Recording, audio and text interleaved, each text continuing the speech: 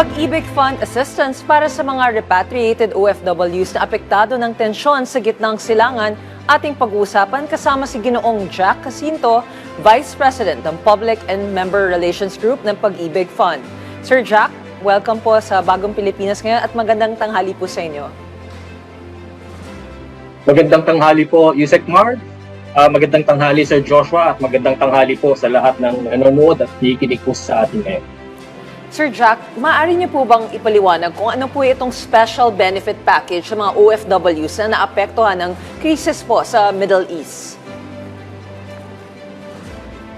Opo, ito pong special benefits package na hatid po ng Pag-ibig Fund para sa mga repatriated OFWs po natin na na-repatriate at naapektuhan dahil sa tensyon sa Middle East ay tugon po ng Pag-ibig Fund sa panawagan at sa direktiba ng ating mahal na Pangulong Marcos na maghatid ng agaran at mabisang tulong para po sa ating mga apektadong OFWs para po sila ay makabangon at makarecover dahil sa pagkakawala po nila ng hanap buhay dulot nga po ng kaguluhan sa gitnang silangan.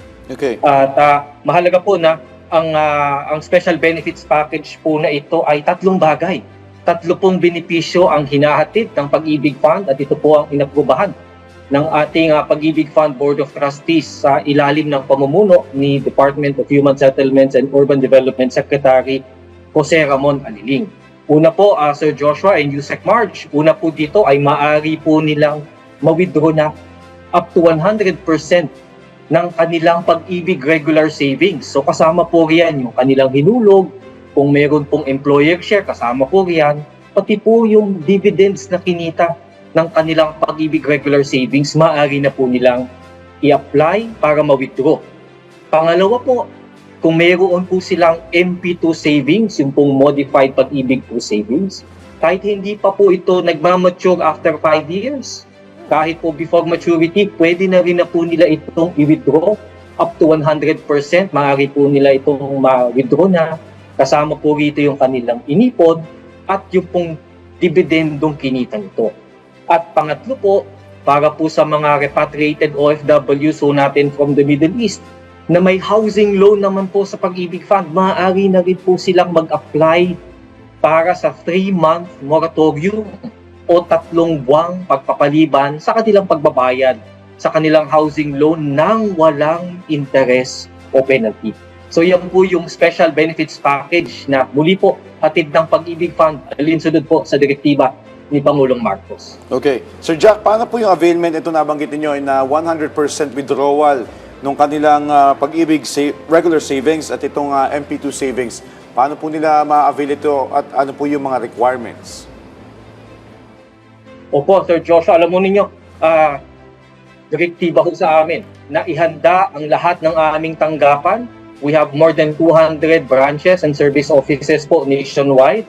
Kasama na po diyan yung ating mga OFW centers. At hinahanda na rin po natin ang ating online service, yung pong virtual Pag-ibig, para po handa po kaming tumanggap ng mga applications po mula po sa mga qualified nating OFW members. At bilang parte po ng one government approach ng ating pamahalaan, kami po ay nakikipag-ugnayan sa Department of Migrant Workers, pati na rin po sa Overseas Workers Welfare Administration para alam na ho namin kung sino po yung mga qualified OFW members mula sa kanilang listahan ng repatriated OFWs para po yung requirements ay madali na lamang po. Kumbaga, aplikasyon na lamang po nila ang ating hinihintay para po ay maibigay sa kanila itong special benefits package. Okay. Sir Jack, maihabol ko lang po, nabanggit niyo po yung online service at para mas mabilis nga yung proseso, gaano po kaya itatagal yung proseso kung sakaling i-apply nila yung withdrawal o 100% withdrawal nitong kanilang savings? Opo, pagdating po sa withdrawal ng kanilang savings, pati na rin po dun sa moratorium application, kaya po nating i-process ito sa loob po ng hindi lalagpas ng 1 linggo.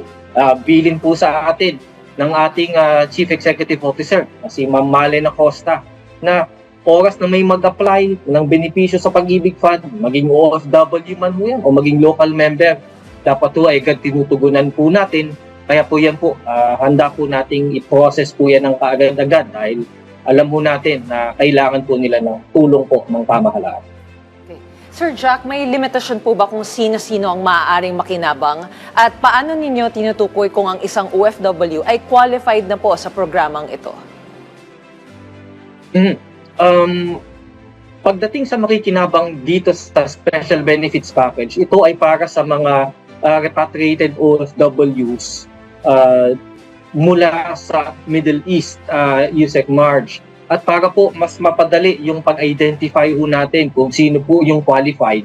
At para din ho mas magaan po yung requirements at mas mapadali po yung requirements na kailangan sa ating mga miyembro.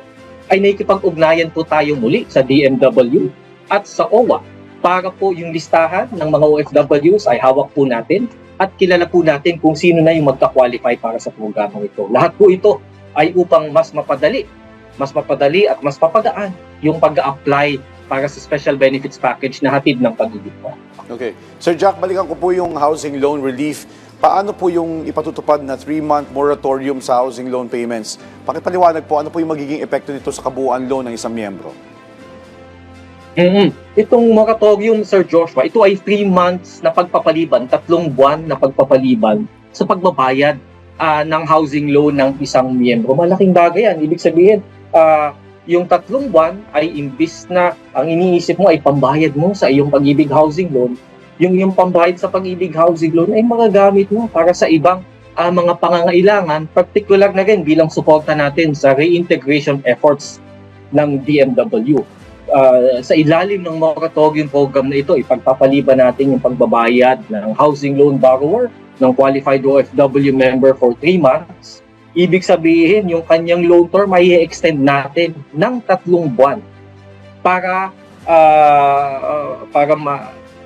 mapaliban niya yung pagbabayad for the next 3 months sa kanyang housing loan amortization. At ang mahalaga rito, wala po itong dagdag na interest, wala rin po itong penalty. Oras po na siya ay mag-apply at mag-qualify para dito sa moratorium na ito. Sir Jack, may possibility po bang ma-extend po yung moratorium sakaling tumagal pa po yung krisis at hindi agad makabangon ang ating mga OFWs? Yusek Marge, alam po ninyo sa Pag-ibig Fund, tuloy-tuloy po yung ating pag-aaral sa mga maaari pa nating ihatid na benepisyo na kapakipakinabang at kailangan ng ating mga miyembro. Sa katunayan nga po, nitong nakaraang mga linggo lamang, ay inaprubahan din po ng Pag-ibig Fund Board yung pagpapanatili ng subsidized 3% rate para sa ating mga socialized housing loans. Muli po, ito po yung mga patuloy nating pag-aaral para malaman at maihatid yung benepisyo na pakikinabangan ng ating mga miyembro, lalo na po yung higit na nangangailangan. Okay. Sir Jack, at dahil nga po patuloy na nadaragdagan yung ating mga OFWs na nasa ibang bansa o bagong repatriate, paano po natin sinisigurado na madali at mabilis ang application process, lalo na po sa pamamagitan ng digitalized o yung virtual Pag-ibig? Tama po kayo, Sir Joshua.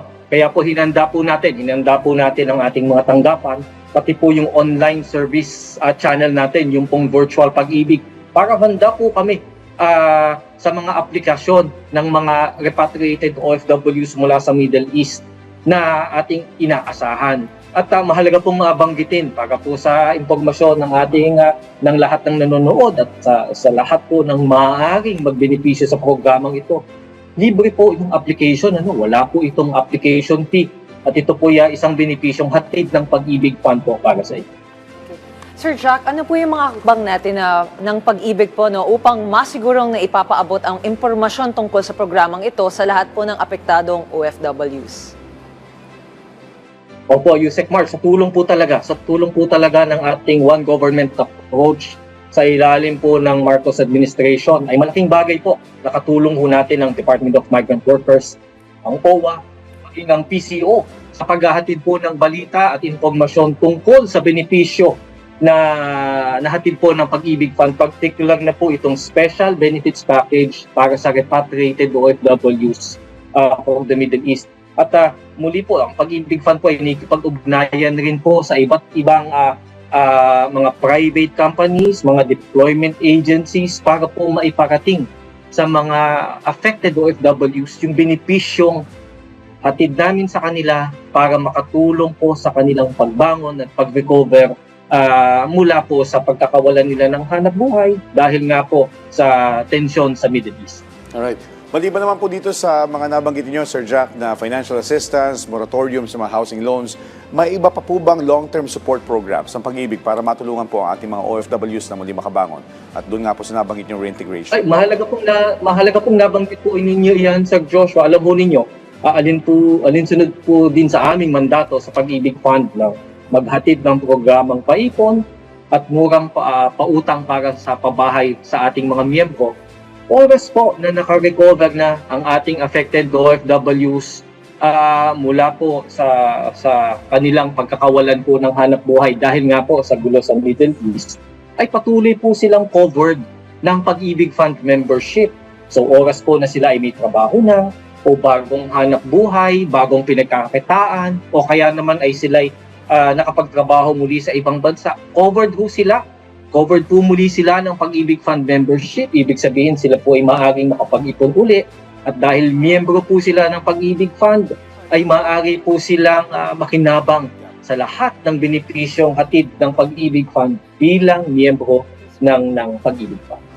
Ayan, mensahe niyo na lang po sa ating mga OFW, Sir Jack, sa kasalukuyan pong naharap sa matinding pagsubok dahil po sa krisis sa gitnang silangan.